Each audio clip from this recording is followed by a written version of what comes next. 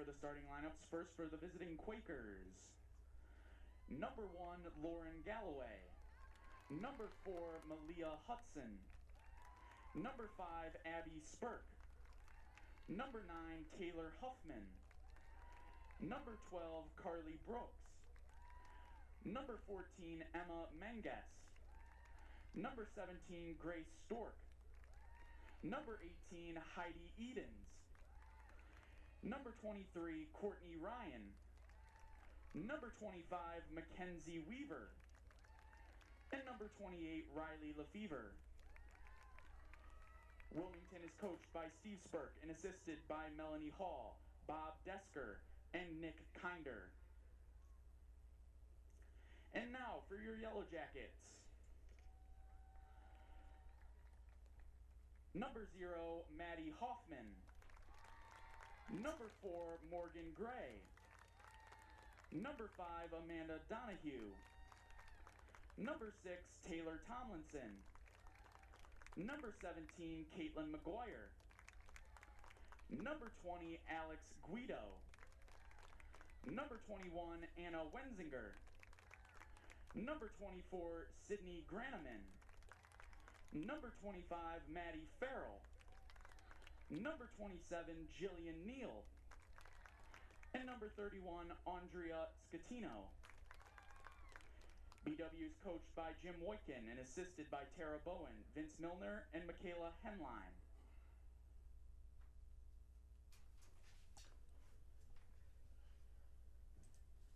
Coming to you live from George Finnie Stadium on the campus of Baldwin Wallace University. Welcome inside our live streaming coverage of Baldwin Wallace women's soccer. An OAC clash tonight between the Yellow Jackets and the Wilmington Quakers right here on BWYellowJackets.com. Glad to have you on board. Alongside Dominic Clary, I'm Brendan Gulick. Dom, this is a really important game when it comes to OAC standings tonight because there is not just OAC tournament play potential on the line with the top 6 teams getting in the tournament, but as we get now late in the season, it's also about who could potentially have a home game in the OAC tournament, and both of these two sides really want to win a game here to maybe bolster that positioning. I mean, both these teams are right on that line. Wilmington being that 6th team, if the season would end today, Baldwin Wallace with a 2-3 record, with Wilmington with a 2-2-2 record. You don't really see that too often. Both these teams are right on the edge, and this is a critical match for both these teams, and this could really decide in the future who's gonna fall in that spot, who will be that 6th team, and who could have a home game. Yellow Jackets at 2-3 without that 6th game because their season opening match against Capital was unfortunately canceled. Wilmington has played all 6 games, and as you mentioned, they've split them evenly, 2 wins, 2 losses, and 2 draws. Tonight's game presented to you by Cleveland Clinic Sports Medicine, the official healthcare provider for Baldwin Wallace Athletics. We're underway here under the lights on what is a very comfortable evening in Berea, 55 degrees, cloudy skies. It rained just a little bit this afternoon, but for the most part was a comfortable day. In fact, it got up to about 70 degrees this afternoon. We should have more good weather again the next couple of days as this team continues to train ahead of their next big contest coming up this weekend against Mount Union. The way the schedule shook out this year, the last 3 opponents for the Jackets, Wilmington, Mount Union, and Marietta, those teams enter tonight 5th, 6th, and tied for 7th in the OAC. So there are some really important games with OAC tournament potential at stake. Let's give you the starting lineups, and we'll begin with Wilmington College, where sophomore goalkeeper Lauren Galloway gets the start. She is averaging 1.37 goals allowed per contest. Galloway, the only one that's played any time in net so far this season for Wilmington. Malia Houston, is a freshman defender from Xenia. Abby Spurk, a senior defender. She went to Clayton Northmont down in the Dayton area. Taylor Huffman, sophomore from Xenia. She plays forward. Carly Brooks. Carly will have an opportunity to start tonight. Meant to mention that Taylor Huffman, the leading scorer so far this year for the Wilmington Quakers, as the Jackets are trying to get it out of harm's way. This is Emma Menges, who rips a shot off the top of the bar. The follow-up goes too tall. Boy, what a chance for Wilmington here in the opening 2 minutes. And the Jackets dodge a major bullet.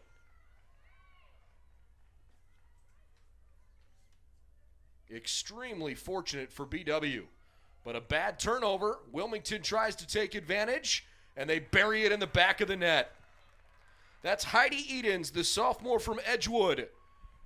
And it is a disaster for Baldwin Wallace here right at the outset. I mean, that's just too many blunders. You can't allow that to happen, especially 2 times in a row.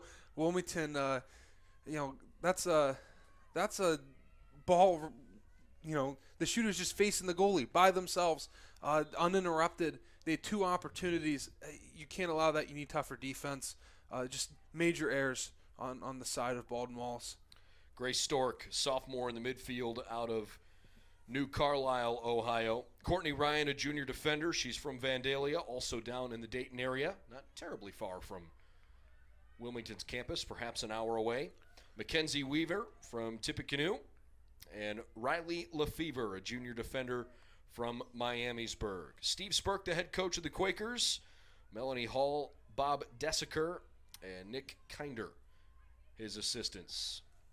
We'll give you the starters for the Yellow Jackets as Galloway comes out and grabs that one. Maddie Hoffman is in goal, and unfortunately the former Olmsted Falls Bulldog wasn't able to keep that second shot out of the net. So the Jackets playing from behind.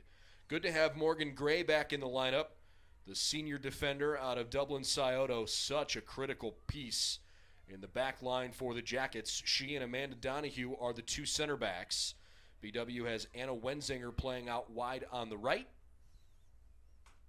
And the left back for the Jackets tonight is Andrea Scatino. Just wanted to verify that. Jillian Neal, Maddie Farrell, Sydney Graneman, Alex Guido, Caitlin McGuire, and Taylor Tomlinson. You can count on all of them on the attack. This is Tomlinson with the left foot in that corner. Good pass toward the middle in general toward McGuire, but not able to connect.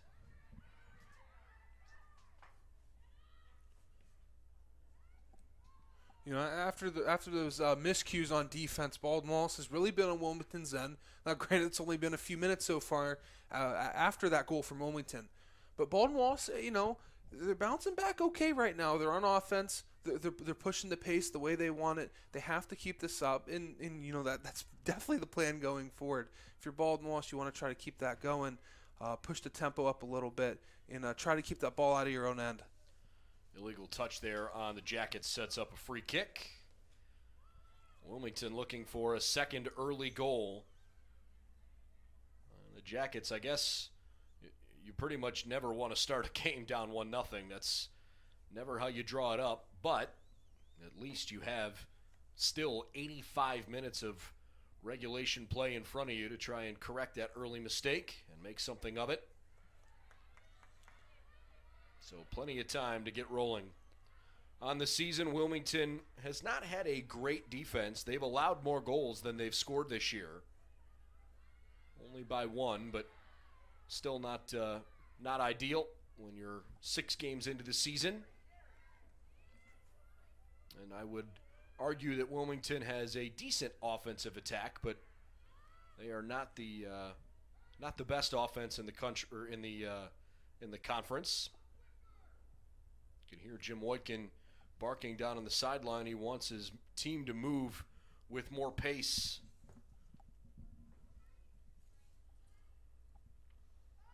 You stated that Wilmington struggled so far at the defensive end, but they have a 2-2-2 record. They have two ties. Saying that their defense has struggled in that record, it really shows how tough this team is to be able to stay in these games that they've given up. Easily goals, giving up too many goals in the game. So credit out to them to Wilmington for fighting this season and keeping the record manageable. McGuire plays it into the middle, and spins away.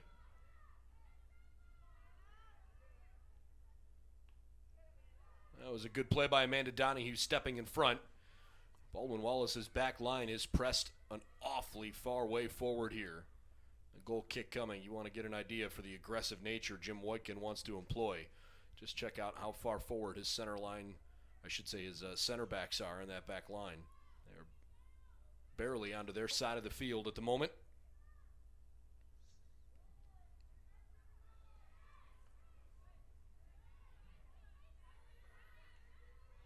And Quakers fail to get it across midfield. Wenzinger. Good play by Edens. And a Wilmington throw. You talked about the aggressive nature of Baldwin Wallace that they've shown so far in this game. Usually Scatino plays up a little bit, but the rest of that back line stays back around midfield. So it's interesting to see that they're being more aggressive than we've really seen so far. Maybe something they've seen on film. They want to. There's an advantage that they want to take. It's going to be interesting to see how that plays out, and the advantage or possibly the disadvantage of Baldwin Wallace as this game goes forward.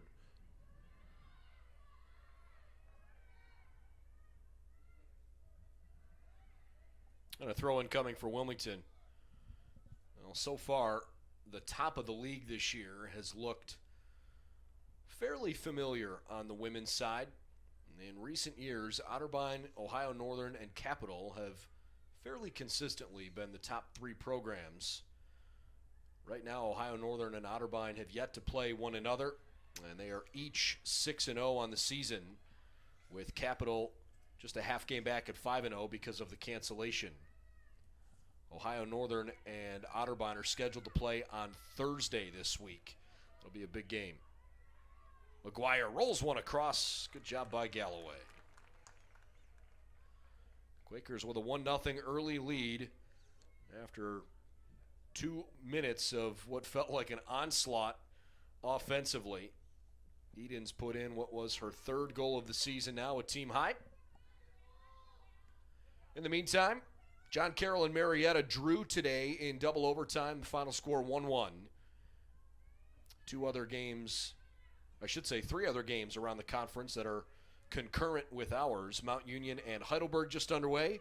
Same story between Capital and Ohio Northern. That's also a very meaningful contest. And Muskingum and Otterbein play at 7 o'clock.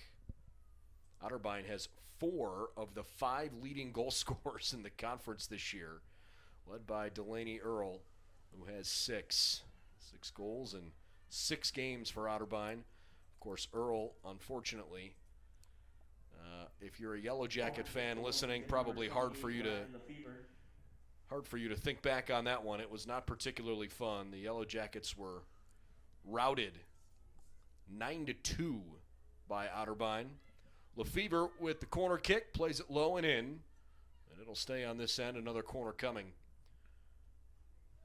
In that game, Otterbein got 2 goals apiece from Delaney Earl, Bella Shively, and Maya Kelly. And they also got goals from 3 other players. Nobody had a hat trick in a 9-2 game. That doesn't seem particularly usual. But that's how deep this Otterbein Cardinals team is. Scored 7 goals in the first half of that game. They are awfully good. All right, back to the game in front of us. Stork hangs one in the middle of the box, redirected into the back of the net. Wilmington strikes again. This time it's Carly Brooks, the senior from Notre Dame Academy down in Kentucky. 2-0 Wilmington, and a brutal start for Baldwin Wallace. It's 2-0 in the 11th minute. We've seen Baldwin Wallace fall down early before, usually by 1 goal. We saw against Heidelberg they were able to fight back. ONU they weren't. They fall down 1-0 early and were able to hold that to just 1-0. But giving up that second goal hurts. They're really going to have to turn up that tempo on offense and really bring pressure. That defense is going to have to change some stuff up and be a little bit tighter. You can't allow those opportunities right in front of the box. It ends up being a good play there by Jillian Neal. She finds some space. After Neal was stuffed, chased it back down.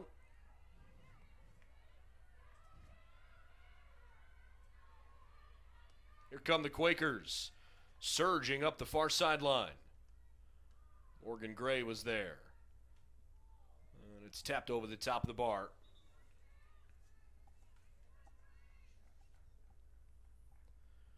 Head coach Jim Woitkin down in a crouch over on the far sideline.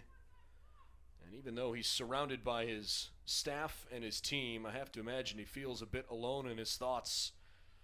And what has to be a really frustrating start to the game for Coach Woitkin's side.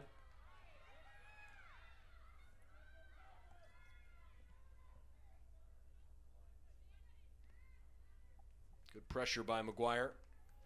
Worth noting, I suppose, that Lindsey Valentine, the junior goalkeeper from Springboro, who is Baldwin Wallace's primary option in net, has not been able to play a decent chunk of the year now. Valentine has only played in 2 games and only made 135 minutes worth of appearances. Jackets had a reasonable chance there, but couldn't slide one home.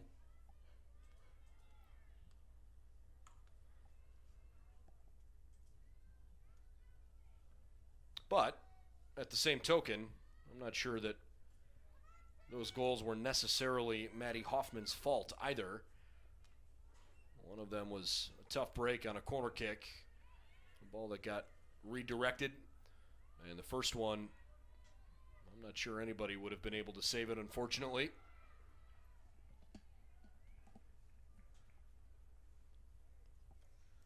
On the other side, Carly Brooks, the first goal, or I should say the second goal scorer for Wilmington, only played in half dozen games her freshman year, missed her entire sophomore season due to injury, and became much more of a consistent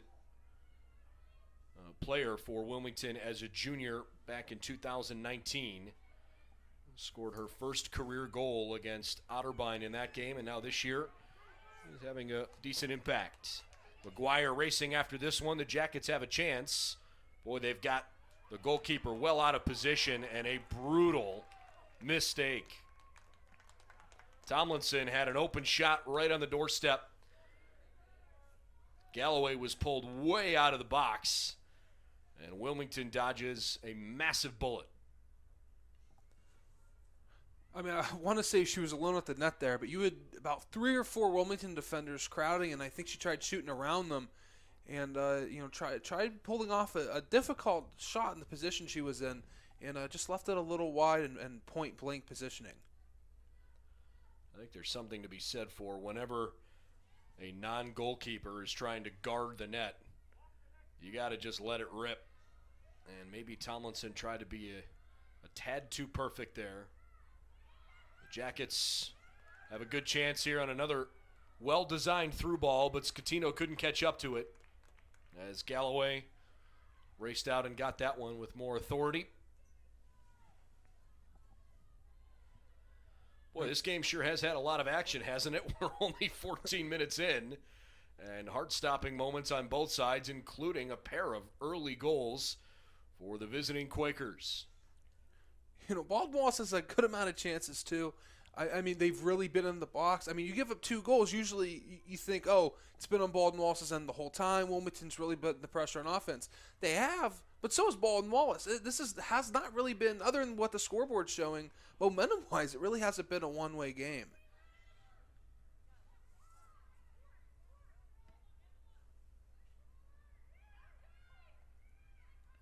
That'll give Wilmington a chance to catch its breath. Donahue traps it in the corner. Good play.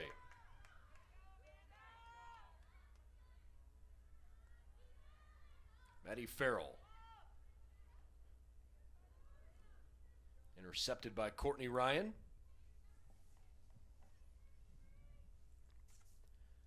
Heidi Edens and Carly Brooks have given Wilmington an early 2-0 lead on the road. Tough collision in the midfield. And the whistle goes on Jillian Neal. Abby Spurk, the daughter of head coach Steve Spurk, got knocked over there on the follow-through. And the referee felt it was enough to stop play.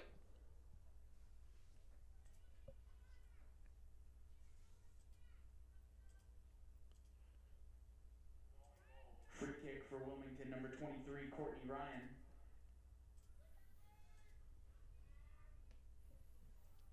Ryan drives one into the middle of the defense, and it rolls out to the right-hand side where Huffman has a chance. Plays it into the middle, and the ball is redirected wide right. Another good opportunity for the Wilmington Quakers. They very realistically could have 3 or 4 goals early on. Carly Brooks nearly broke through again there. These shots that Wilmington are getting, I mean, their shot attempts alone, I'm not even considering the 2 goals they made, have been right in front of Hoffman. Like, they're point blank, right at the bottom of the box. Baldwin Wallace, you can't allow the defenders, let alone get in the box, but be in the middle of the box. Morgan Gray mishits it. Boy, this has been a cataclysmic first half so far for BW. Another corner kick for Wilmington, and right now the Quakers Corner kick for Wilmington.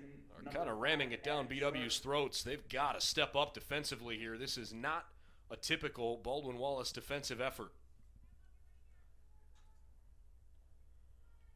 Corner kick got hung up high and actually crossed the end line. So no real chance. Wilmington gifts it right back. That was their 4th corner kick of the match.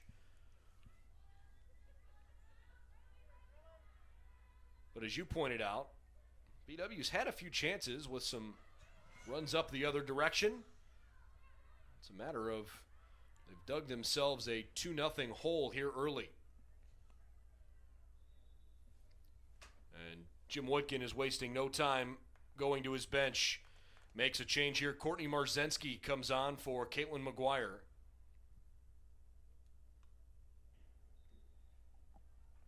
In for Baldwin Wallace, number 23, Courtney Marzensky. Tomlinson looking for McGuire. She slips at the top of the box. It works out better for BW, believe it or not. Alex Guido right on target at Lauren Galloway and an easy save. Entering the 19th minute, Wilmington 2, Baldwin Wallace nothing. Coverage of the Yellow Jackets tonight presented by Dan Andrews and Olympic Forest Products, a global recycling company, and by the Oswald Company. They'll handle all of your insurance and risk management needs.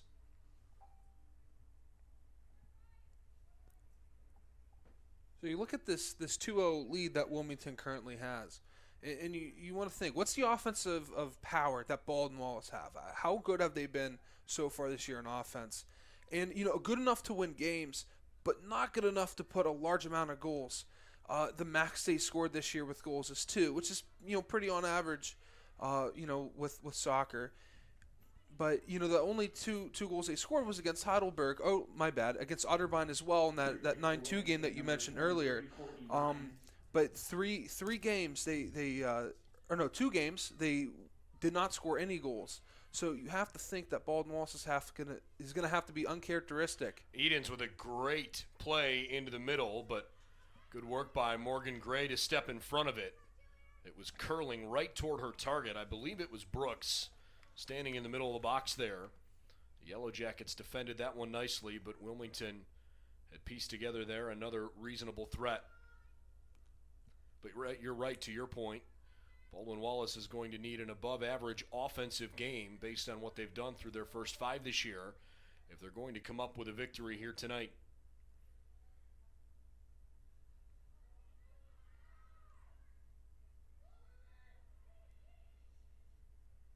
And turns out to be an easy play.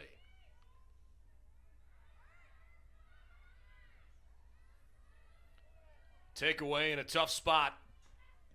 That one's ripped low and eventually handled after it was bobbled by Hoffman. I'll tell you what, Carly Brooks, Emma Menges, and Heidi Edens are out there smelling blood. Good work by Courtney Marzensky to win that one toward the out-of-bounds line and prevent a free run of play. Lefevre throws in. Graneman has it taken off her foot. Now Huffman. Eden stays on side. Takes a shot from a long way out. Wide left. Hoffman had the near post covered. And the Jackets bringing on another change. This time it's Casey Goluboff, the freshman from Parma Heights. She's on for Sydney Graneman in the midfield.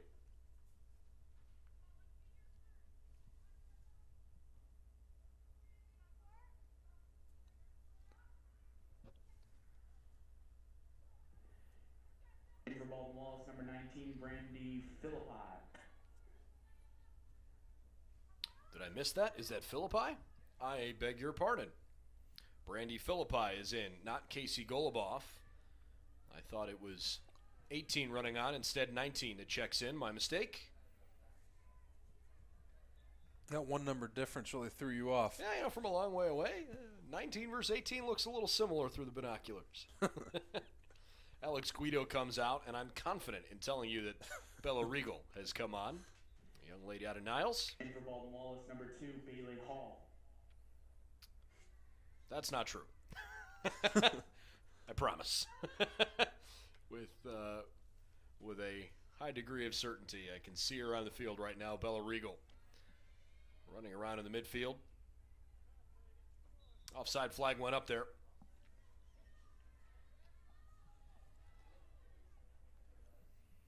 We're approaching the halfway mark of this first half.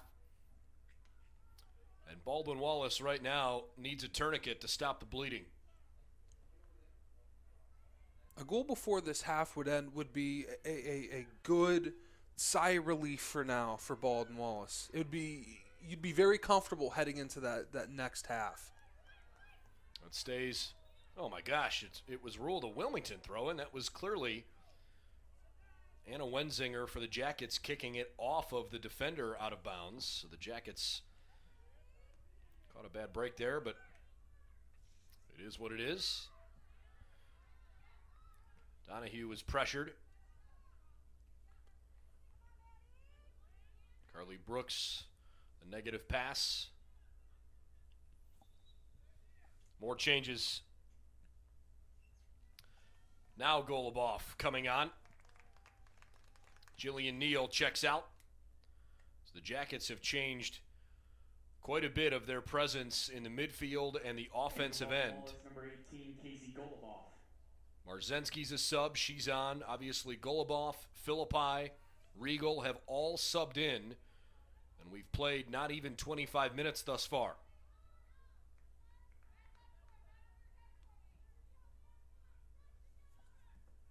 You're really digging deep on their bench here, hoping that they can get a spark from anybody on this roster.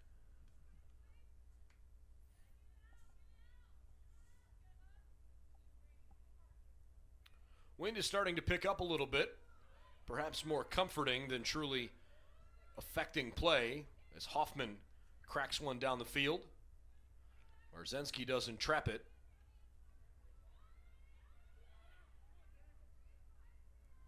Yellow Jackets have registered wins this year over Heidelberg and Muskingum. Both of those one-goal victories, 2-1 and 1-0. They've also lost 2 of their 3 by just 1-0 tallies. They lost to Ohio Northern in their season opener back on March 18th. And they lost at John Carroll. Bella Regal's been on the field, but I think they've just announced that to correct, having announced earlier that Bailey Hall was checked in. That was incorrect. Anyway, so losing most recently across town at John Carroll on, trying to think back, I believe it was Wednesday night. Wednesday, April 1st, is that correct? I know the game was on April 1st. That would have been on the second. Thursday night. Thursday night. So, yeah, and look, that was obviously a disappointing turn of events for the Jackets. They really felt like they gave it away across town. Another change here for Jim Woitkin's side, and this time it's a defensive replacement. Anna Wolfinger is on it right back, and Anna Wenzinger checks out. And for Baldwin Wallace, number 46, Anna Wolfinger. You know, as we talk about the schedule, you know, originally they had Capital as their first game, and you know we all know that got canceled. But we talked about the top 3 teams. in no specific order, Capital, Ohio Northern, and Otterbein are those top 3 teams. Huffman playing the ball up the right side, and they win another corner. Those are the top 3 teams. Those were their first 3 games. Oh, brutal. Very brutal. I mean, we saw Otterbein, they lost 9-2, and that's wasn't a fun game for Baldwin Wallace. But Ohio Northern, they played them pretty tough. They failed to put up a lot of shots, but their defense was smothering, didn't give any opportunities. And I'm kind of interested to see what that Capital game, how tough would have Baldwin Wallace played them? Could they have possibly won? I think that is a topic that we could entertain. Corner kick was headed out of play. Wilmington just made 2 changes in their front line. Carly Brooks and Emma Menges, who have been awfully busy so far, have earned a well-deserved rest. Tiffany Hayes, the junior from Beaver Creek, and Peyton Watson from Centerville. She's typically a defender, but they're playing her up at the front on the attack. She's in as well. First 2 changes for the Quakers. 18 minutes, 22 seconds and counting here before halftime. Wilmington with goals in the 3rd and 10th minutes. And they lead the Yellow Jackets 2-0.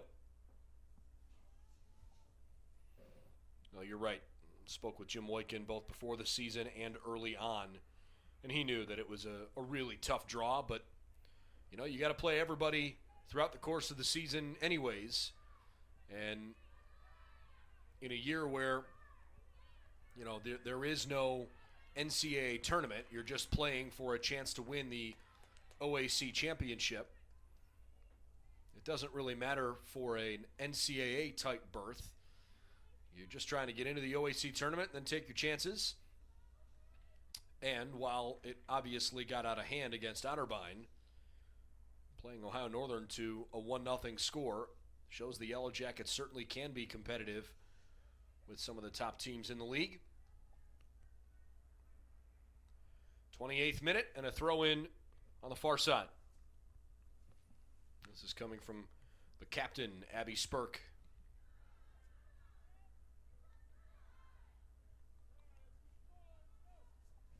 Otterbein and Ohio Northern are both undefeated, so it's not like Ohio Northern has 2 losses or 1 loss. I mean, we've praised Otterbein earlier, but Ohio Northern's a very good team, especially defensively and in that midfield. A very solid team. They didn't really give Baldwin Wallace anything. So you really have 2 behemoths at the top of this conference. Left-footed shot from a long way out. I'm not sure if Courtney Ryan was trying to strike the ball the way she did there. That was not particularly threatening.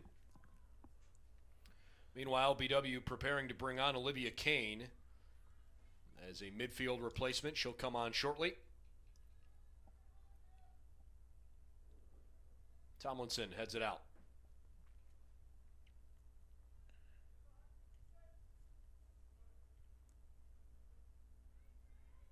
Well, good anticipation from Philippi to cut it off. But Wilmington wins another corner kick. Grace Stork. Corner kick for Wilmington, number 17, Grace Stork.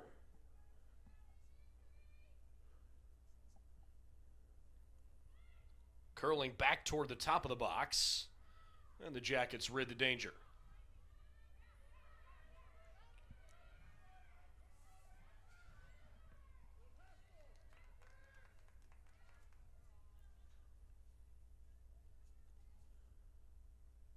For Wilmington, Galloway, she's been really solid so far. She's played really, really far out of the box, right, either on the edge or even outside of it. As we saw, she was really far out and was able to clear that out of their own end. But it's interesting to see, how far she's playing out. Could that affect, the game at all? So far, it hasn't. Almost open up an opportunity for Baldwin Wallace, but it's interesting to see how that plays out and if that will affect anything. Olivia Kane comes on. Taylor Tomlinson checks out. I think Tomlinson earned her rest because she was a bit gassed, not because of poor play. Tomlinson looked like she played well. Onside, ahead for Marzensky in the corner. And Courtney can't get it to the middle of the field. I think she was looking for Kane there on the backside. 31st minute, still 2-0 Quakers.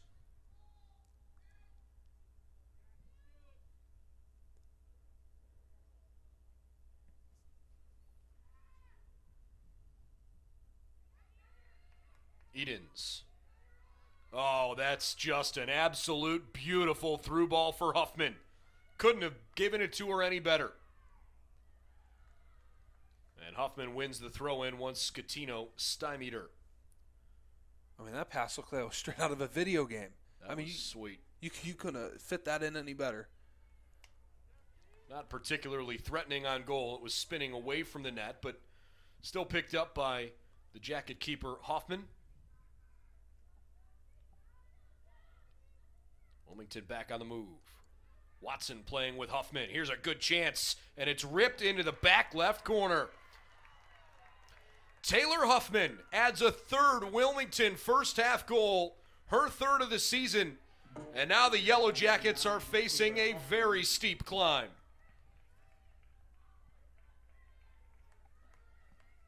I mean, this is very, very out of character for Baldwin Wallace. Tough defensive team other than one blunder of a game. And this is the second most that they've given up, next to the 9 against Otterbein.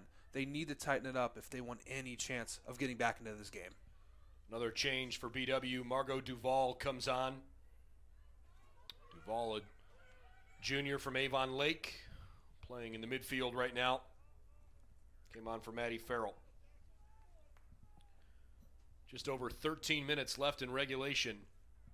I mentioned earlier that the offensive attack for Wilmington was not necessarily among the best in the conference, but statistics apparently don't tell the full story based on the way they've played so far this season.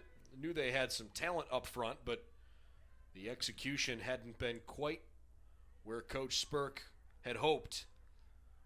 This is good organization and a really good chance for Golubov, and finally BW wins a set piece.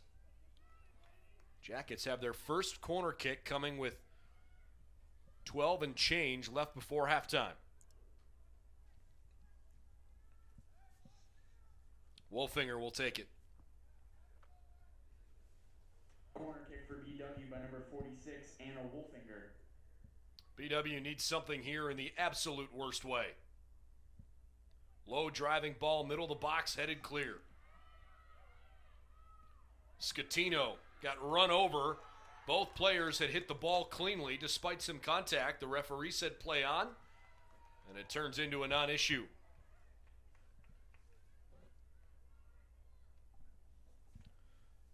Three Quakers preparing to check in. They include Jenna Victor, Mackenzie Fall, and Elizabeth Matthews.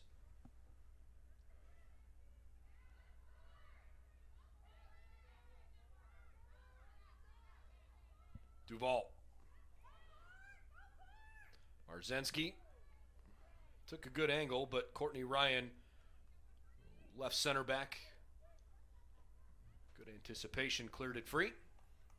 Another BW throw in. I'll let Wolfinger do the honor.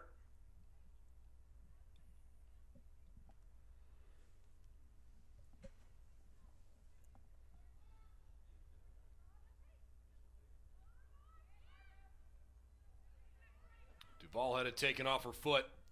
Amanda Donahue, though, good positioning against Hayes. Scatino making life difficult on Huffman. Good physicality. Kane with the through ball back to Scatino. And it's a goal kick.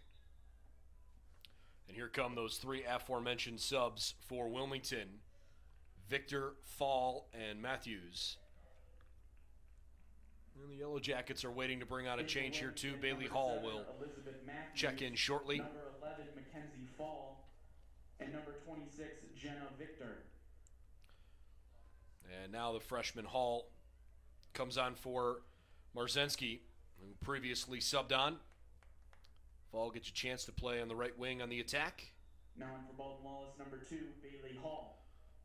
This is a fairly young front line right now, with Bailey Hall playing wide, Golubov playing centrally, and Olivia Kane, who has seen some time, but not a ton. Free kick for Out Baldwin playing wide on the Wallace, left. number 4, Morgan Gray. Morgan Gray gives it a ride. Hanging up there, dangerous play, and it gets pulled down. Flag went up for offside. It was a really good hanging ball deep into the box, but the Jackets couldn't do anything with it, and they were offside to boot. Galloway clears it out. We are under 10 minutes left in the first half of what has been a rather disappointing showing so far from the Yellow Jackets. The effort's certainly been there, but not really what they drew up against the Wilmington Quakers tonight. Still time to do something about it. You know, I said it earlier when we had just a 2-0 ball game and now 3-0. You know, Baldwin Wallace really needs a momentum booster. Get one goal up before half. Boy, I don't know what happened with Courtney Ryan there, but this could be a huge play for the Jackets. Another aggressive play from Galloway. It turns into a Yellow Jacket corner kick. Casey Goluboff just took Courtney Ryan to school as the Yellow Jackets prepare for this corner kick.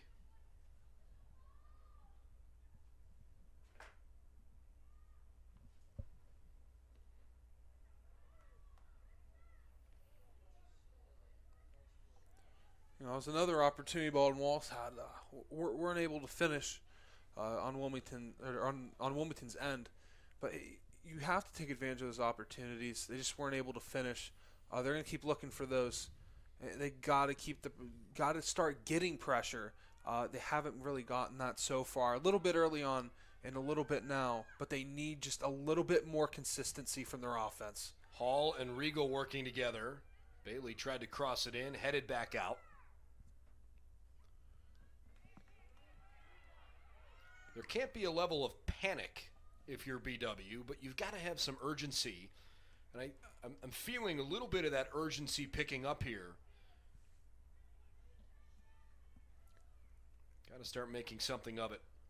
By the way, the OAC tournament this year, I mentioned the top 6 teams qualify. The structure for this year's conference tournament, the number 6 seed will play at the number 3 seed. 5 will play at 4, and the winner of those 2 games will play in the semifinals against the top 2 seeds on April 15th with the championship on Sunday the 18th. Lowe skipper, and Hoffman handles it.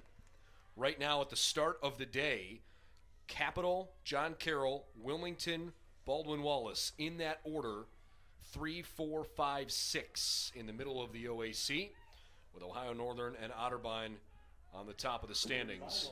But Marietta and Mount Union at 1, 4, and 1 still could have something to say about it.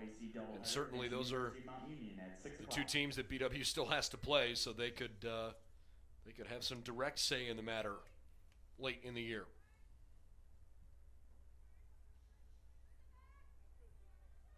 I like the idea with the back heel touch, but it was defended. And a Wilmington throw. You know, like you were saying, talking about the standings, if you're Baldwin Wallace, you know, you have a really decent opportunity to get into these OAC playoffs, but you just don't want to kind of fall into place. You want to finish strong. It really starts today. A comeback would be a big momentum booster into the OAC tournament. You know, the flag justifiably went up. There was really no way that Bailey Hall could get away with being onside there. It was a good idea, like the play from Olivia Kane, but Hall got caught behind the back line for sure. 5:33 and counting before half. You know, they've had a few of those so far where you kind of, did she go offsides? Did she not? And there were a few where she wasn't, but there she gets caught offsides, caught guilty in the act. Wilmington throw coming. Lefevre. Hayes turns to her left.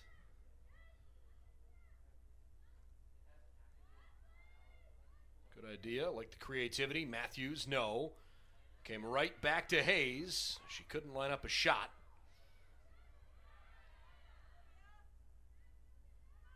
Boy, I'll tell you what. This Yellow Jacket team right now really misses Kenna Stones. See if they can make it happen here. Onside for Hall. One touch. Got to pull the trigger. Just wide right. Bailey Hall had a really good look.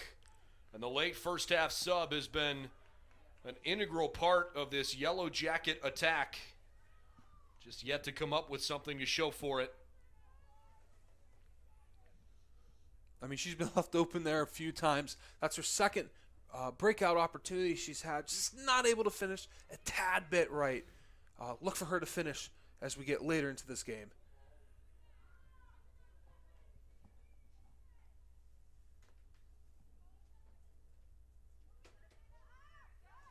Good physicality there from Donahue. Regal couldn't catch up with it.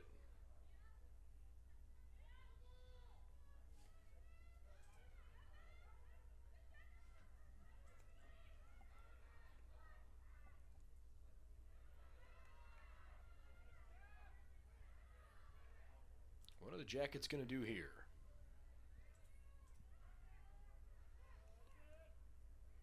Scatino.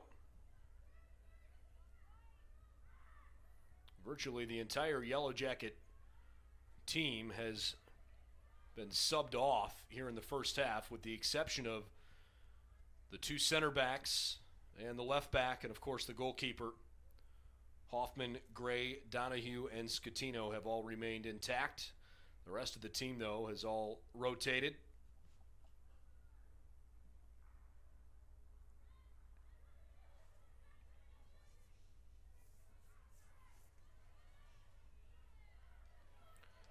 BW throw in here.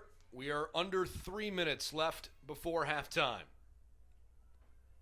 If you've tuned in a little bit late, Wilmington struck early and often. Heidi Edens, exactly 2 minutes into the game, the start of the third minute, on Wilmington's third shot in the first 2 minutes. She buried one in the left corner. Then Carly Brooks, fewer than 8 minutes later, made it 2-0 on a ball deflected in the middle of the box. Wilmington added a third goal from Taylor Huffman, right side, inside the 18, but only by a couple steps. And Wilmington has a commanding lead here on the road.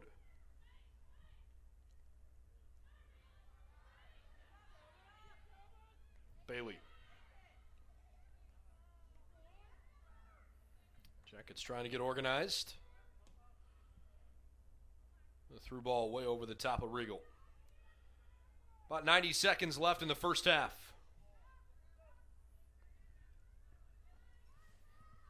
Lefevre. Well, Lefevre was slowly working her way at the back line as Morgan Gray sends this out. Anna Wolfinger patiently waited for her to attack.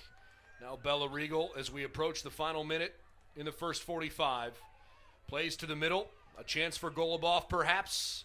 Courtney Ryan trying to make life tough. And Goluboff couldn't really step into the shot, didn't have enough on it to make it particularly hard for Galloway. The difference on shots between Wilmington and Baldwin Wallace has been shot placement. Baldwin Wallace been settling for those outside shots on the top of the box. Oh boy. Wilmington adds another one.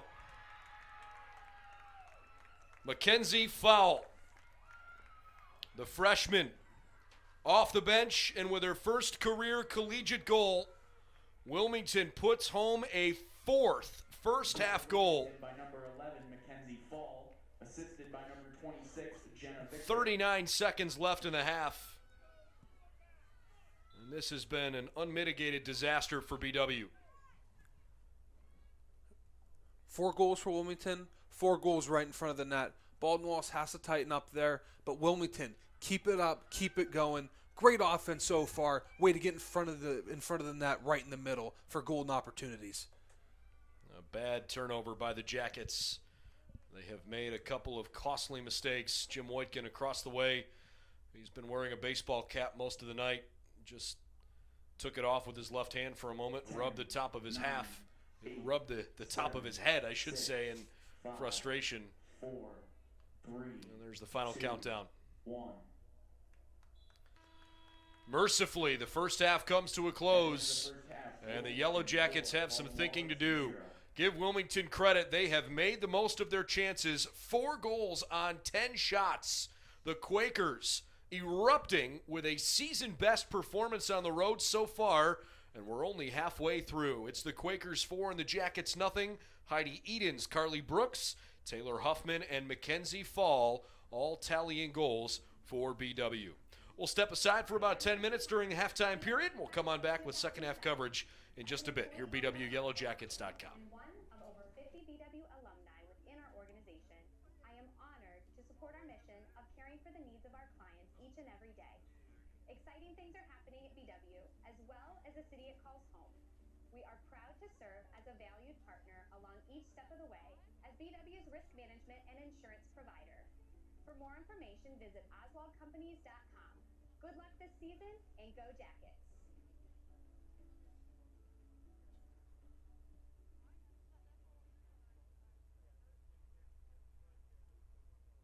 OEC, a leading technology company in Northeast Ohio, has an established educational partnership with Baldwin Wallace University to help drive the regional technology industry. By granting unprecedented access to patented technology with real-life application, OEC helps enhance and further BW students' educations while preparing them for their future careers. Together with OEC, BW graduates will continue to shape and grow the regional technology community. Visit us at oeconnection.com.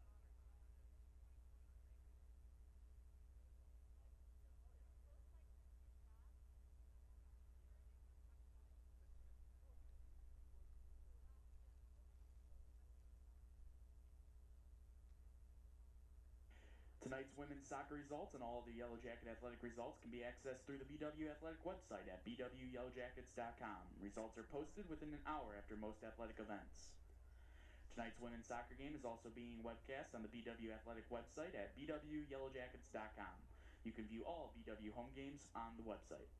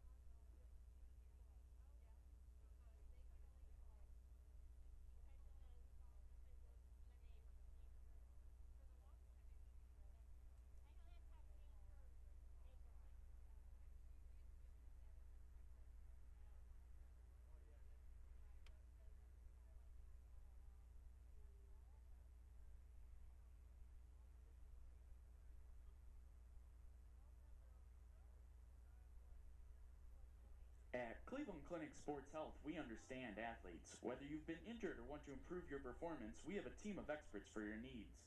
Call 877-440-TEAM or visit sports-health.org to learn more. Cleveland Clinic Sports Health, proud medical provider for Baldwin Wallace University student athletes.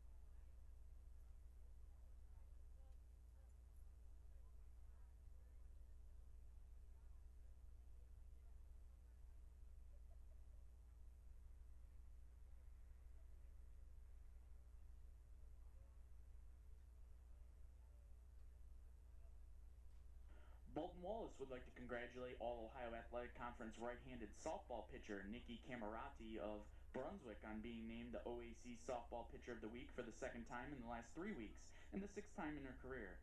Congratulations, Nikki.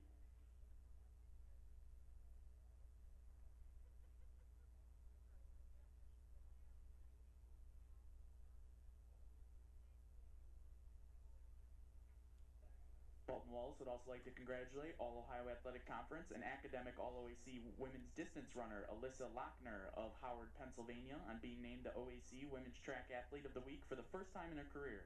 Congratulations, Alyssa.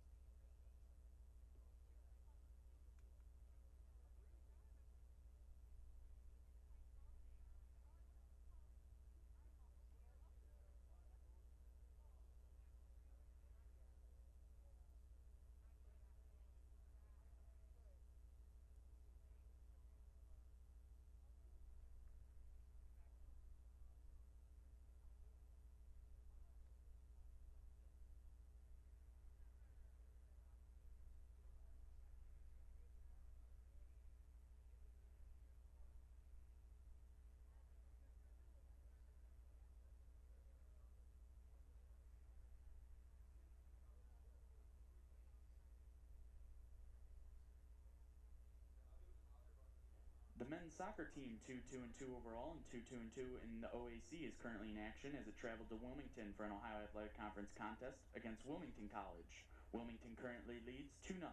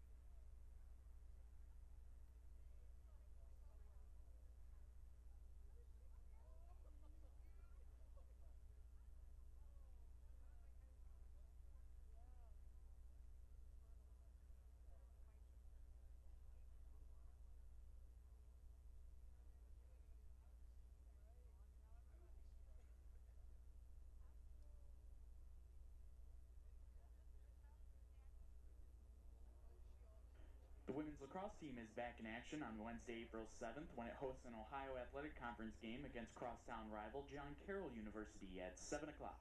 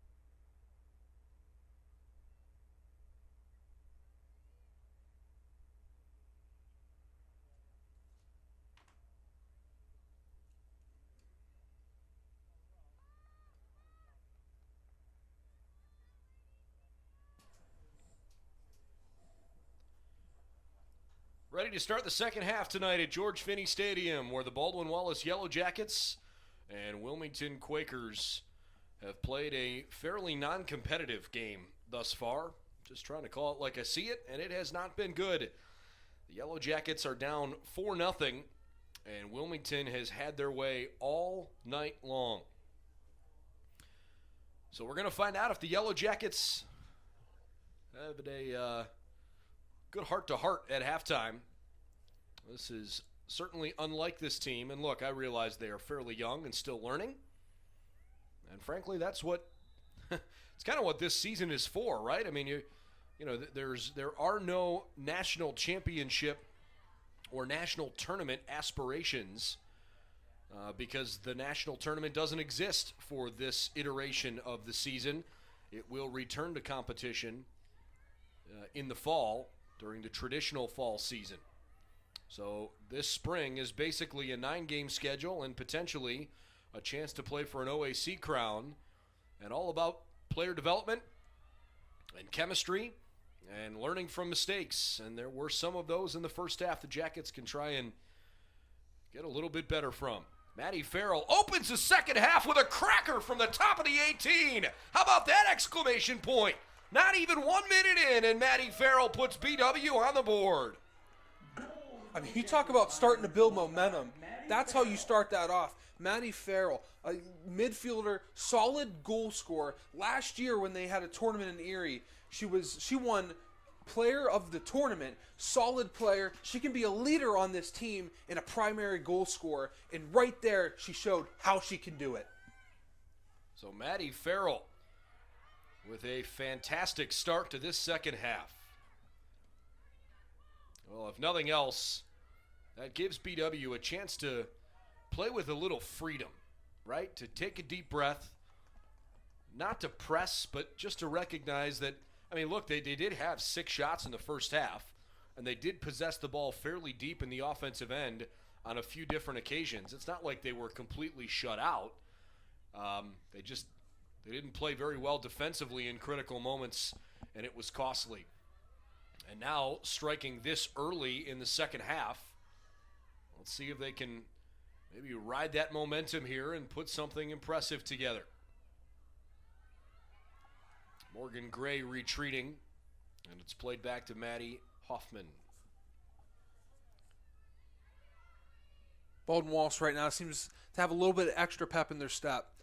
You contribute that to the goal, or coaching staff for Baldwin Wallace really lit a fire underneath them, try to get these girls going, try to turn the momentum of this game. By the way, second goal of this spring season for Maddie Farrell. Young lady from Michigan makes her presence felt in a big way. That was a terrific goal. Jillian Neal with a good through ball across. McGuire is there, but couldn't win it.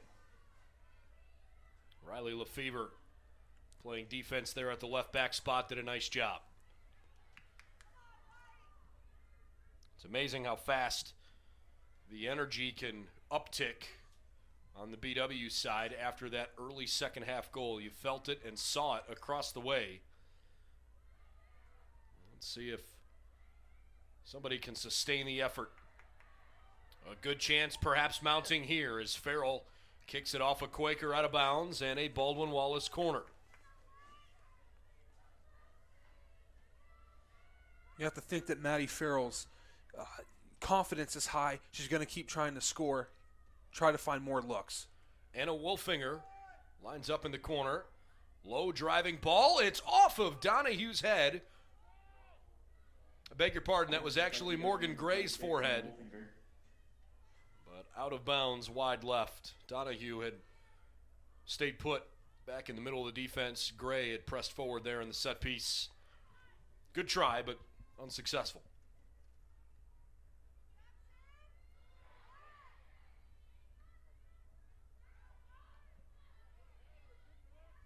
Nicely done. Bella Regal leading the attack, sliding it ahead toward Olivia Kane, but not before Galloway could come to it.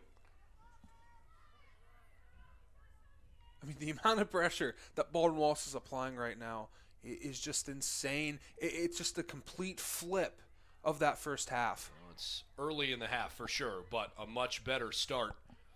BW controlling the rhythm and tempo of play since the halftime break. And I don't think this will be an example of Wilmington just resting on its laurels. I don't get the impression that the Quakers think a 4-0 lead is an automatic win, although they certainly know that's a tough deficit to give up. Morgan Gray drove the free ball up there. And it's a BW throw for Wolfinger.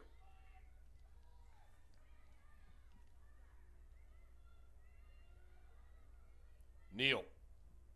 Well, kick to a good spot, but nobody was home. And now the Quakers stuffed by Donahue. Good extra effort from Huffman.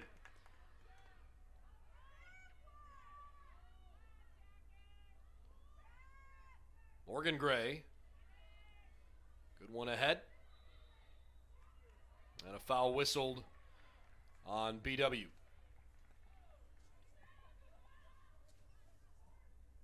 McGuire apparently a little too aggressive there.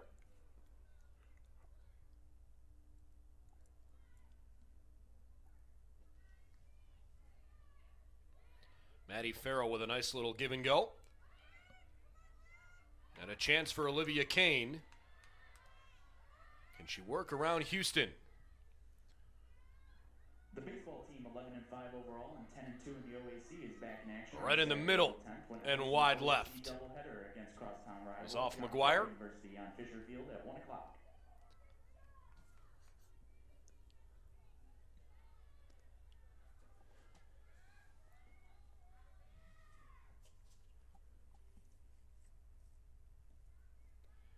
.52 minute.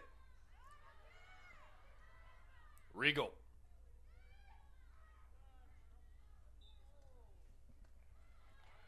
The foul is on Wilmington.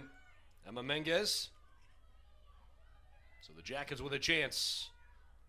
Free kick will be set a little further forward. Morgan Gray places it roughly 30 yards from goal. By number 4, Morgan Gray.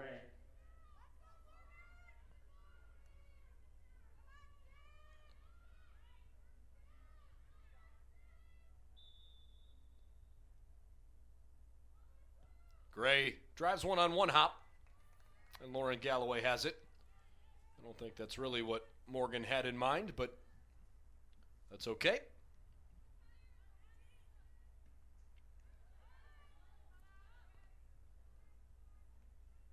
Good try from Scatino.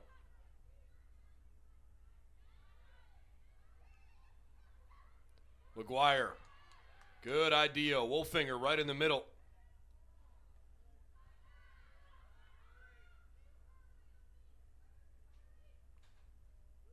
Baldwin Wallace is so much more direct with their play here in this second half. They've got better organization, just a step offside there. Clearly a better plan. They look so much more well thought out in these first 7.5 minutes since the second half started. And perhaps it's because of the early goal for Maddie Farrell that settled them down a bit. But I have to think that some of that is regardless of the goal. It's a mentality that they've definitely flipped here since halftime. And they've got a chance here, even if they can't come back and win the game, which they still certainly could.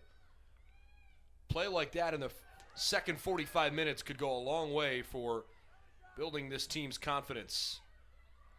Jillian Neal, how about the second effort here? Almost picked out the bottom left corner. Fabulous effort from Jillian Neal. It nearly resulted in a second goal of the half. You know, I don't know what you're saying.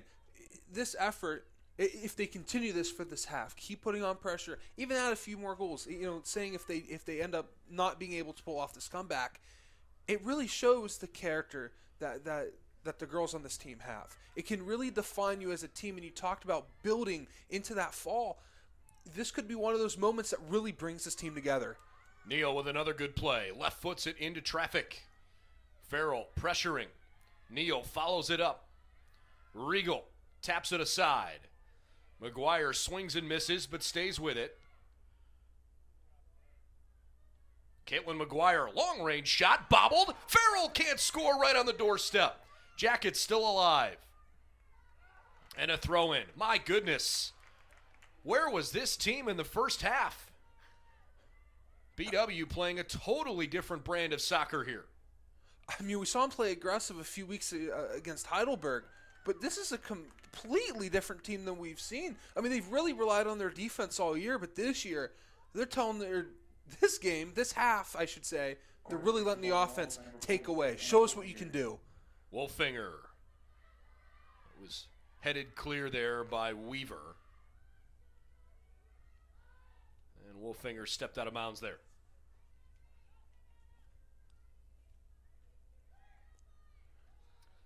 Wilmington with goals over the first 2 minutes of the game from Heidi Edens. About 8 minutes later from Carly Brooks. And then in the 32nd minute, Taylor Huffman made it 3-0. Mackenzie Fall with just seconds remaining before halftime tallied a fourth Quaker goal. But Maddie Farrell scoring in the opening minute of the second half. Made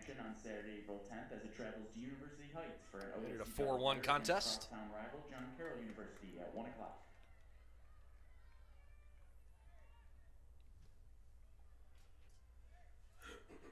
Galloway's hold strong so far, only giving up that one goal off of a few really good chances. I mean, even the chances they've had in the first half, too.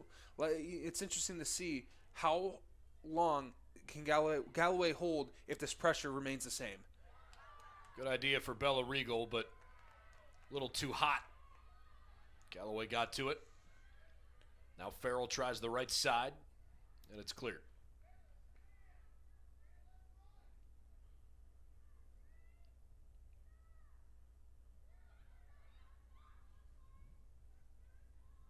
Back toward Farrell. And back to the Quakers.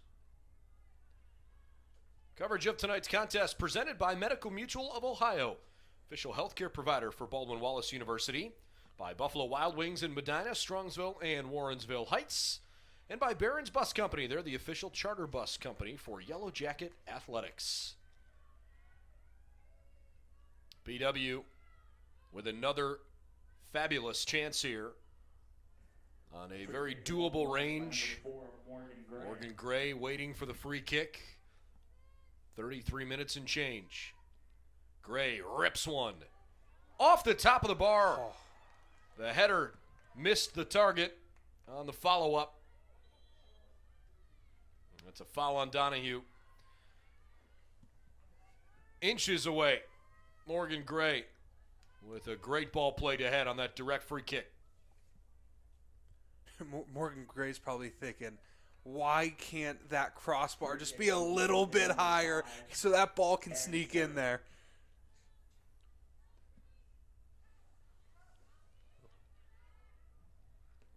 On the flip side, I've certainly praised BW's change in mentality here this second half. Wilmington has been doing a lot of that, just flinging the ball forward without much of a plan. They've been put very much on their heels. They need to get organized. I realize they have a 4-1 lead, but if you've ever seen a team play with a 4-1 lead and play less in control, I would like you to point it out to me, because right now the Yellow Jackets firmly control the rhythm and tempo of this game. But in some regard, they can't afford to let up because they've still got to make up a 3-goal hole. Good idea there. Neal sticking with it, helping McGuire. Jillian looking for some help. Back to the goal. Found an opening herself. Scatino. Good fight from Andrea. That's off Spurk. Neal turns, shoots, just wide left. Reinforcements for the Quakers. Wilmington brings on Jenna Victor. Wilmington number 26, Jenna Victor. Taylor Huffman has a seat. 59th minute. Wilmington 4, Baldwin Wallace 1. Early on, Wilmington just had more opportunities, more shots on goals. Baldwin Wallace currently leads this game on shots and shots on goals.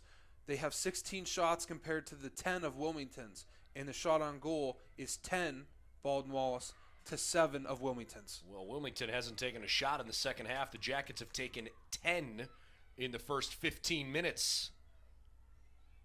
Only one's gone home, but they have certainly had a few other looks. Great looks at that.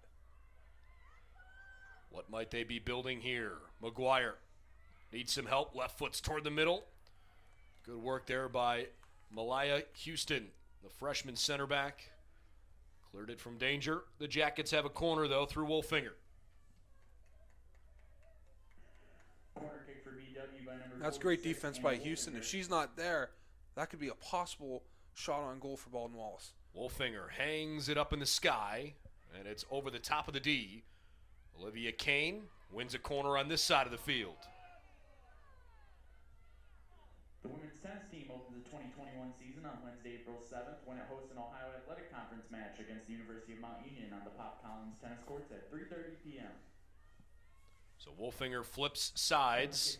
This will be the 5th Yellow Jacket corner. Low driving ball, skips in almost toward the back post.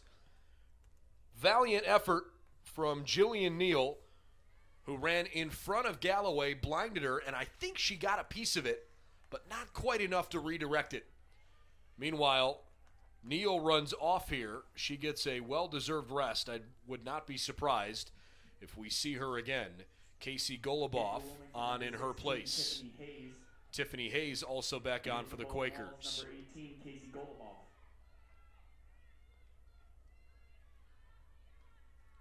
Wilmington tries the right side. You know, out of all these opportunities, how many of them are just going to skip right by the net?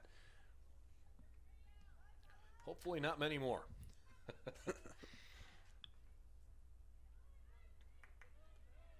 Graneman couldn't keep it at her feet, and instead Stork runs it down.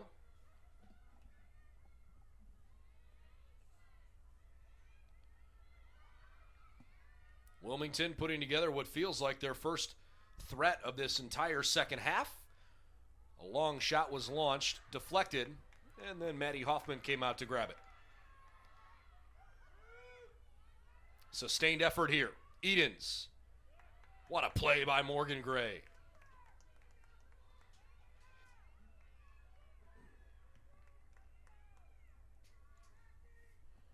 This defense for Baldwin Wallace, this back line, they've contributed on offense and on defense in the second half.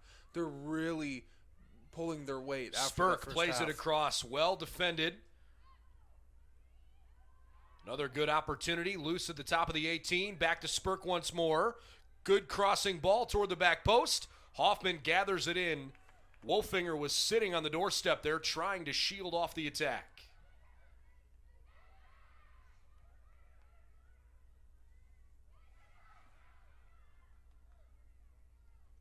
Creative effort, but Jenna Victor unable to beat Wolfinger. And it feels like for a moment Wilmington has applied the Band-Aid.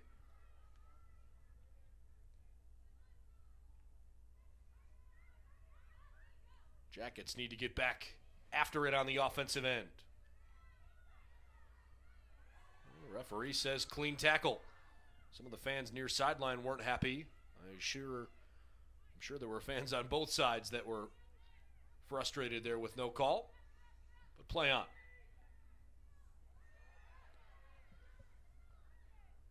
Regal. She got bullied off the ball by Menges. Good anticipation from Wolfinger, but didn't pass to a teammate. Now the Jackets will throw it. Two more changes for the Jackets. Tomlinson comes back in on the attack, and BW will bring in Brandy Philippi from Pickerington North. Kane and Graneman have a seat. And for Baldwin Wallace, number 6, Taylor Tomlinson, and number 19, Brandy Philippi.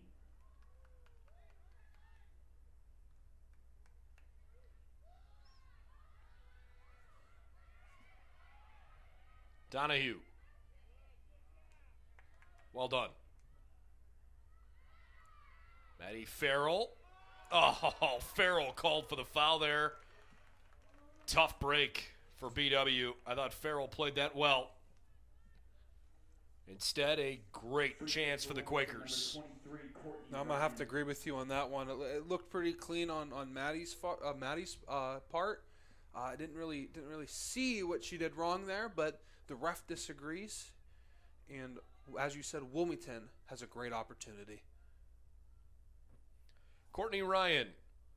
Low line drive into the box off Morgan Gray's head. Tomlinson saves it. Jackets have 25 minutes to score 3 goals. Good long ball played forward. And a Jacket throw in here. The team returns to play on Wednesday, April 7th when it travels to University Heights for a non-conference game against John Carroll University at 7 o'clock. The next home men's lacrosse game is on Saturday, April 10th when the team hosts an OAC and Senior Day game against Muskegon University at 1 o'clock. Scatino, apparently the last to touch it.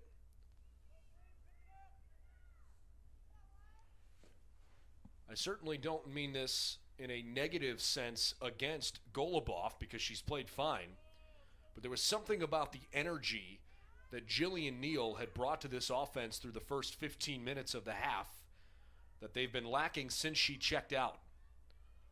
That was touched forward, still a chance for McGuire. Beg your pardon, that's Golubov over there. And instead, harmlessly knocked away. Good try by Brandy Philippi. Anyways, Golubov, I thought, played well in her minutes in the first half, and she's been a part of things here in the second half since she came on. But Jillian Neal, those first 15 minutes, she was a dominating force. She played like she wanted the ball at her feet. Really made something of it. A big chance here. That one scooted through somehow. Turns into a corner kick. Hold on a second. The referees are going to get together.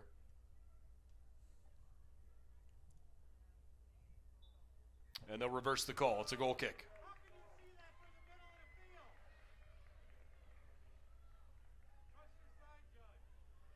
.23:07 and counting. That was hard to see from our angle. They must have saw something that we did not, but it highly congested there. It was kind of hard to see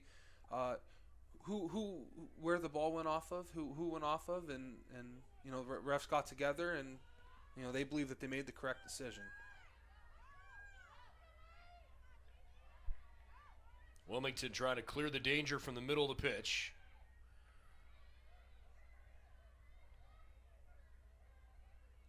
Quakers didn't have the tactical advantage.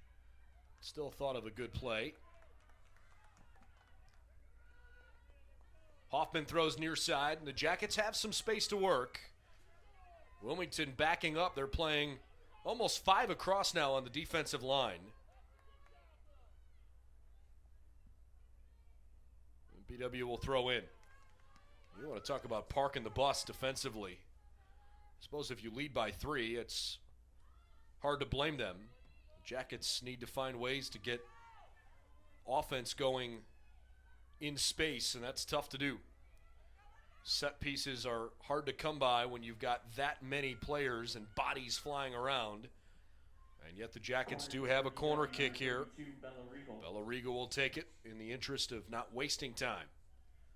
Regal plays it into the middle, and it's punched away. A second chance is wide right. Wolfinger rolled it wide of the post. 3 new Quakers checking in. And those are Matthews, Fall, and Watson. Yellow Jackets waiting to make a change too. Number 7, Elizabeth Matthews. Number 11, Mackenzie Fall. And number 22, Menges, Watson. Stork, and Edens all check out for Wilmington. Olivia Kane waiting to come back on for the Jackets. And it looks like Alyssa Scatino is standing over on the far sideline. Perhaps we'll see her in as well. She's only played in 1 game so far during her college career. And Alyssa Scatino enters.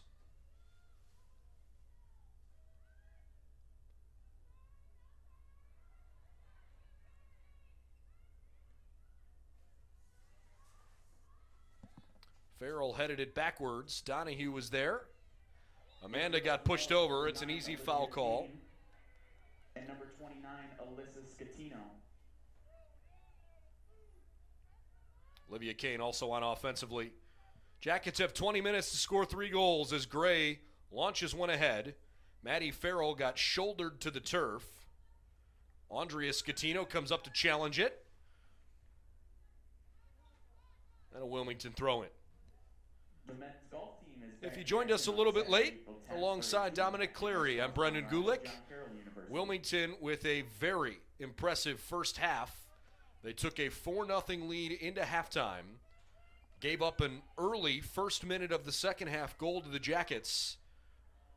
Nothing else since then, although some creative, good designs. Little contact after the play there, but not enough for a whistle. Baldwin Wallace in the second half has taken 11 shots. 1 has gone home.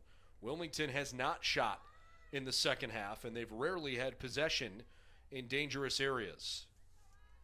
But the Jackets seem like they have lost a little bit of that edge they had in those first 15 minutes of the half.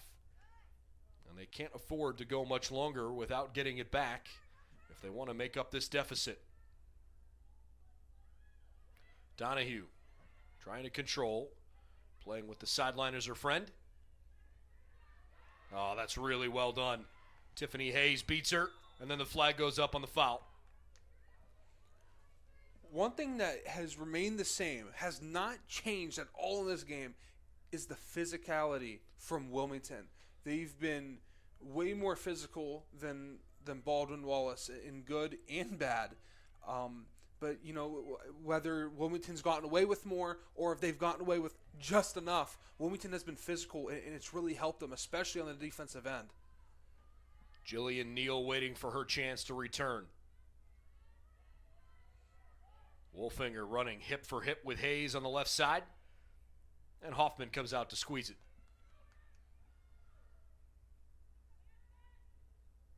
Kane from her midfield spot cracks it ahead. Turns into a sprinting contest that the Yellow Jackets win. Tomlinson is open. Tomlinson was stuffed right at the last second. Oh, what a defensive effort by the captain and right back, Abby Spurk. Tomlinson tried to one-time that into the back of the net, and at the very last second, Spurk denied her that chance. I mean, talk about bend but don't break defense. I mean, Wilmington this whole half has been on their heels playing defense, but they've only broke once, and they've remained intact. Wilmington's effort has been phenomenal, especially on the defensive end, of not letting Baldwin Wallace get back into this game. Meanwhile, that open field speed on the far side from Goluboff, the only reason that play ever got going in the first place. She deserves credit for sprinting after that and beating the defender after having to make up ground there. Finally, Wilmington gets a chance. They're going to have a corner kick. And as you might expect, the Quakers are just going to take their time and kill some clock here. While Jillian Neal and one of her teammates who is standing behind a referee, I can't see her, but there are two Jackets waiting to check in. Watson will take the corner with 16:45 and counting.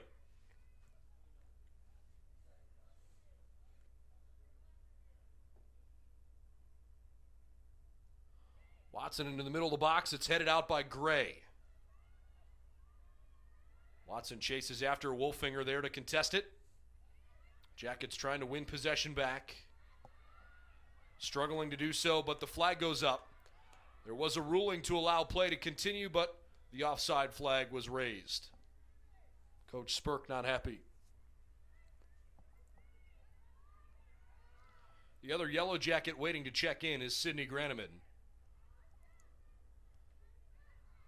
Maddie Farrell plays it with her right foot. She scored the Yellow Jacket goal in the 46th minute.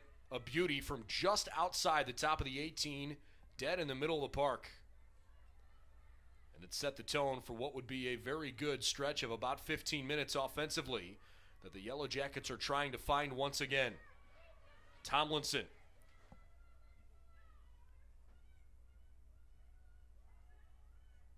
Tomlinson to her left.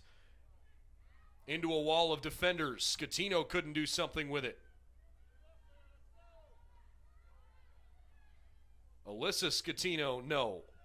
And Wilmington will get rid of it. Morgan Gray, good use of the forehead. Jacket throw. And now those two subs, Graneman and Neal both in. Philippi and Farrell out. So keep your eye on this lineup now with both Goluboff and Jillian Neal. In for Baldwin Wallace, number 27, Jillian Neal, and number 24, Sydney Graneman. Morgan Gray.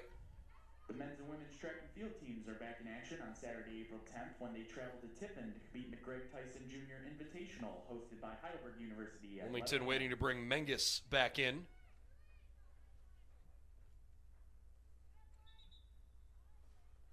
Menges will return. And so the Yellow Jackets sub simultaneously. Alex Guido on 2. Guido's in for Golubov, so no real chance to see how that lineup could have evolved. Instead, Guido and Neal on the attack with Tomlinson and Kane. And in for Wilmington, number 14, Emma Menges. Menges replaces Riley Lefevre on the defensive side. Final quarter hour in front of us. In fact, we're now under 14 minutes to play. Yellow Jackets trail 4-1, but they've had all of the chances here since halftime.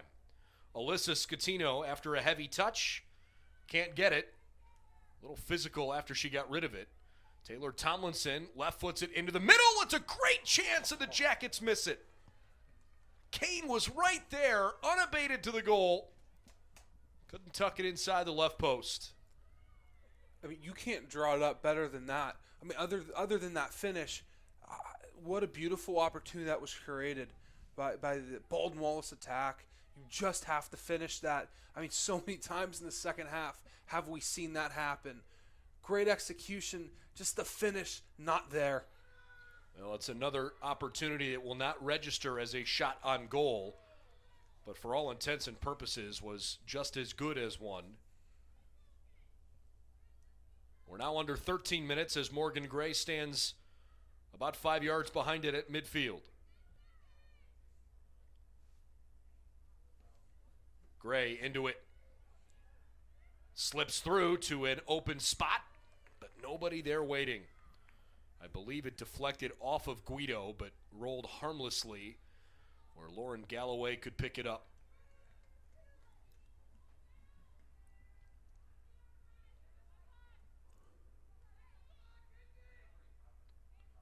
Morgan Gray, good effort.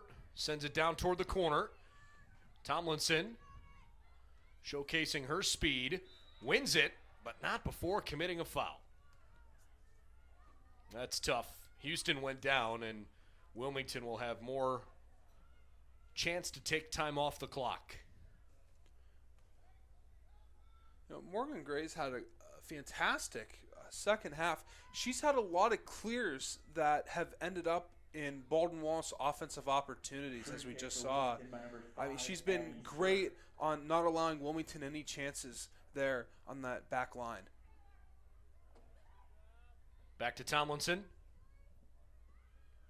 Rips it across. Graneman off of Scatino.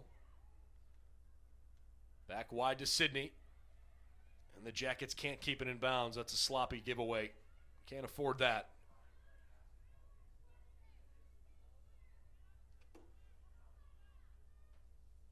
If you've heard the name Scatino several times and you're just joining us, both Andrea on the defensive side and her younger sister offensively are out on the field. Alyssa, a freshman. Alyssa playing in the midfield, but has been part of the attack here since she came on roughly 10 minutes ago. Another Quaker throw.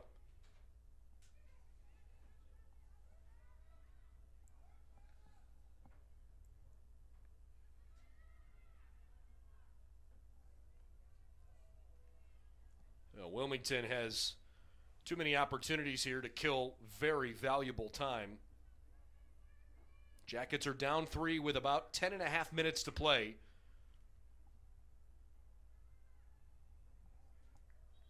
And a corner kick.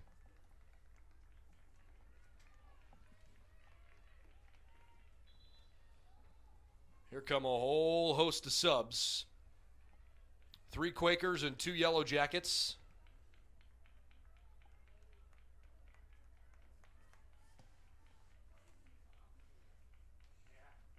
Let's see, for Wilmington, Hoffman, Brooks, and Edens all in.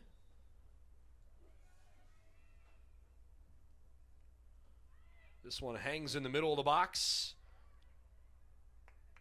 Hoffman dives on it. Tomlinson. Left foots it ahead to Guido. Good pass right on her boot. Other side here, Caitlin McGuire's back in the game. She makes a good pass. Bella Regal also returning for the Jackets, playing centrally. Jillian Neal makes a good move on the outside. Neal plays toward the middle, hit high into the air. Regal is under it. Number 12, Carly Brooks. Andrea Scatino.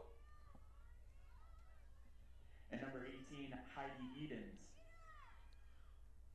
Andrea hits a one-hopper to Galloway. The team is back in action on Saturday, April 10th and Sunday, April 11th as it travels to Tiffin to compete in the Heidelberg Spring Invitational at the Mohawk Golf Club. Another great opportunity, just not able to really finish it. Probably not the best shot that you want to take there, but Andrea saw a opportunity that she believed that she was that she could take advantage of. Just wasn't on par and wasn't able to finish that opportunity.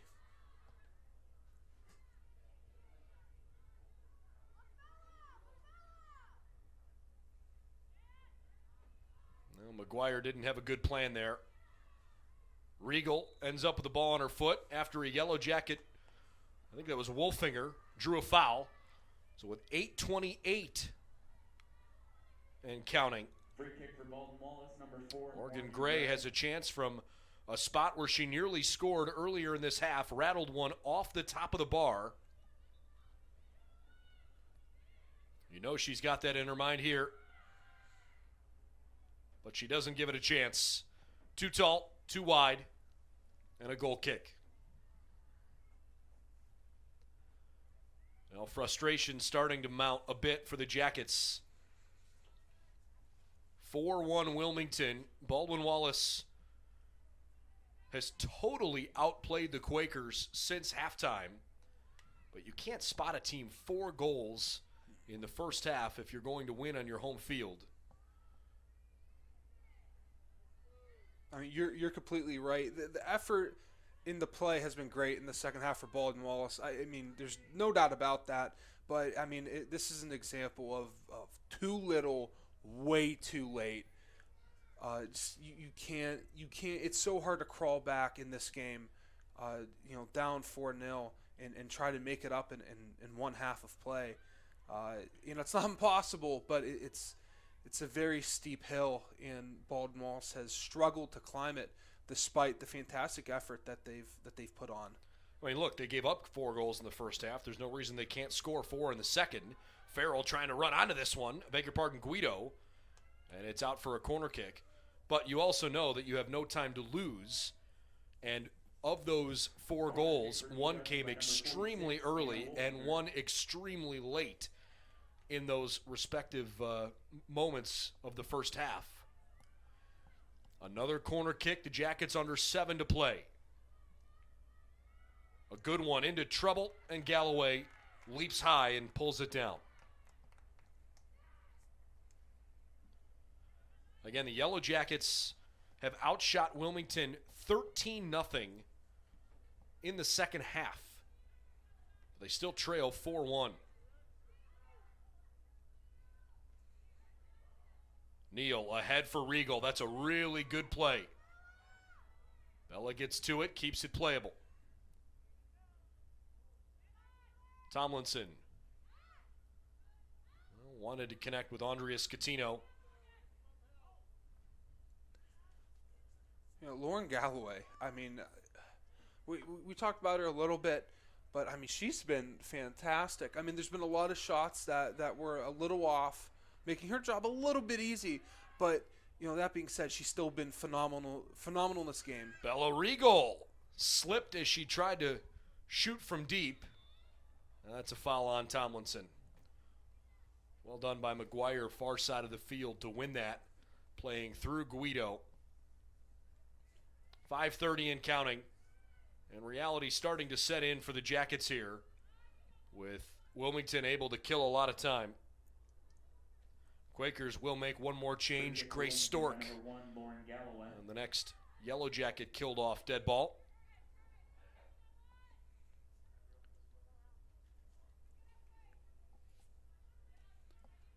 BW throw. That's off Bella's left shoulder. And was just kind of killed behind her.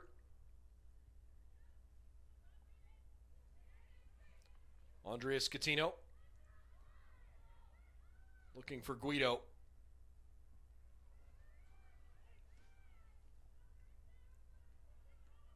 Wilmington with 2 changes coming. In fact, is Sierra Kolar, junior defender from Little Miami High School, will check in as well. Oh, geez, I thought Wolfinger used her left arm to put that down. The referee pointed to his shoulder. That was generous. Off Donahue's had to prevent a free run at goal the other way for the surging Taylor Huffman.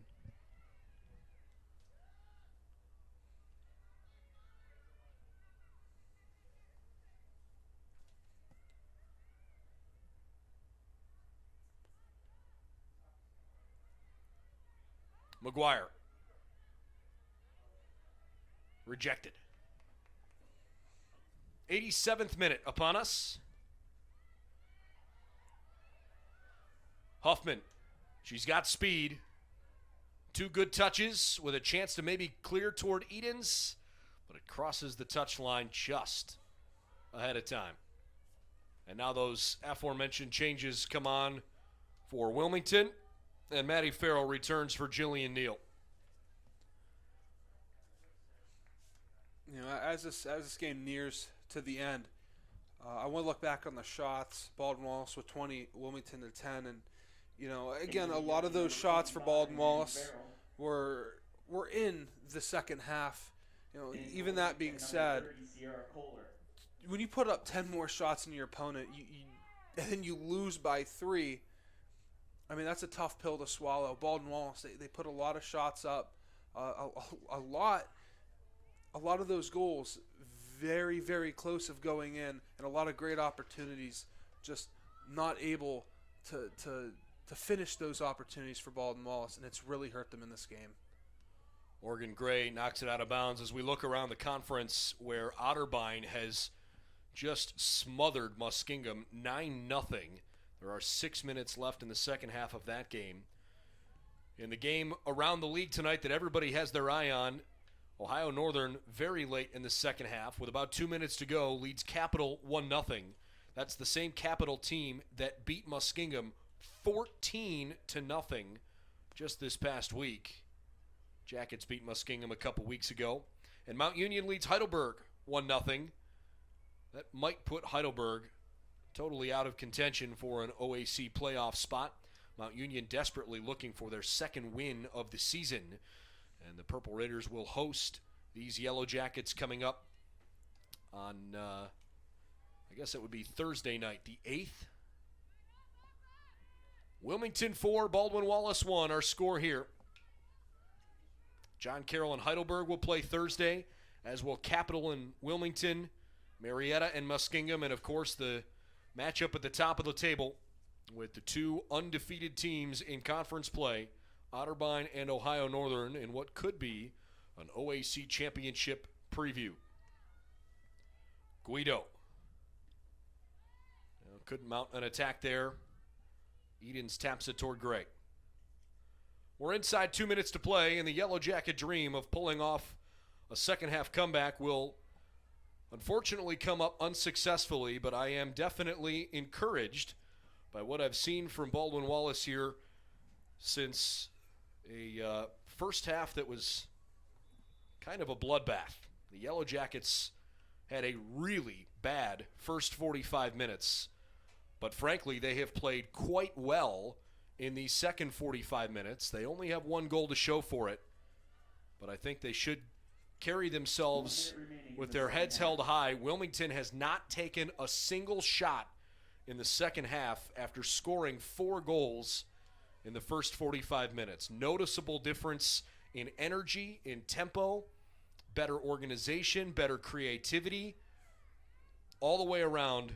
Much different in this second half, and the Yellow Jackets need to take that with them to Alliance on Thursday. Tomlinson across, maybe a late chance here. And as McGuire went down, Wilmington will come away with it. Dominic, your final thoughts as this one approaches its conclusion. You know, that first half, very tough pill to swallow as a Baldwin Wallace fan. But if you're a Wilmington fan, very encouraging. 4-0 in that first half, you want to have them have a complete game like they did in the first half. Baldwin Wallace, well, that second half was phenomenal.